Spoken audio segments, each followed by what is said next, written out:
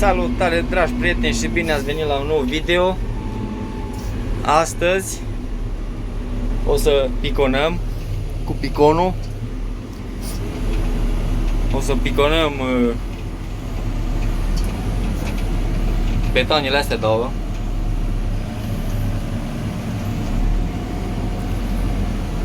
Nu știu dacă le putem sparge. O să vedem. O să încercăm.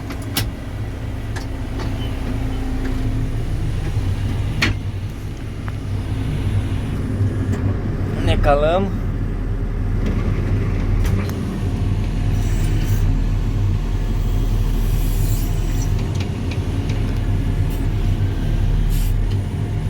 Trebuie să coplăm întâi piconul de aici, pedala de bătaie, și vedem dacă merge.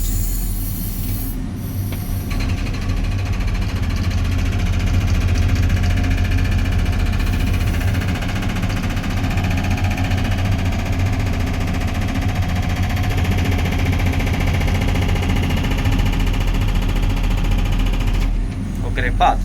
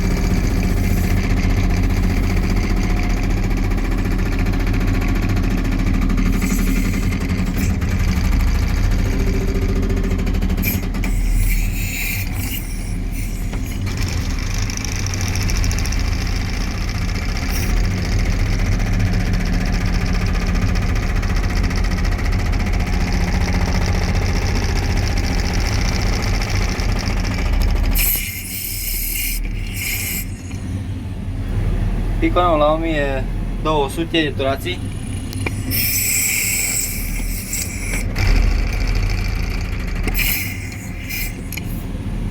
Piconăm la 1200-1220 de turații.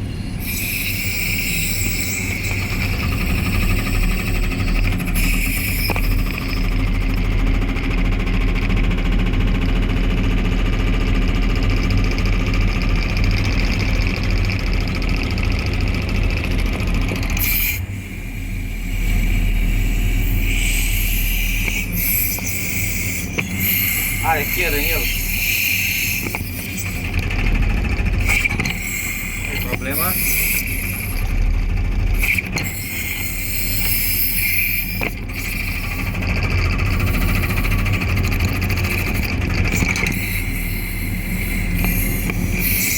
Priviți ce fier a fost în mijlocul betonului.